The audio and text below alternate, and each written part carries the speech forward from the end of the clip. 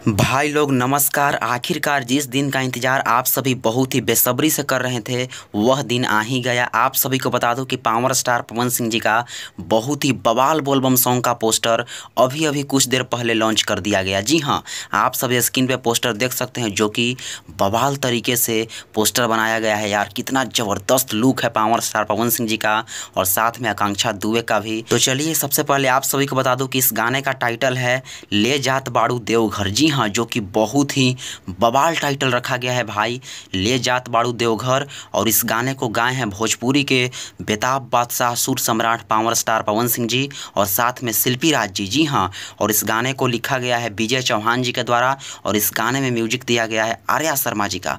तो भाई लोग बहुत ही बवाल गाना होने वाला है ले जात बाड़ू देवघर। और सबसे बड़ी बात यह है कि इस गाने को वेव म्यूजिक यूट्यूब चैनल के माध्यम से रिलीज किया जाएगा। जी हाँ, तो वेव म्यूजिक पे तो गर्दा होता ही है ट्रेंडिंग का, तो आप सभी को भी लगातार 1 महीना तक इस गाने को ट्रेंड कराना है भाई लोग।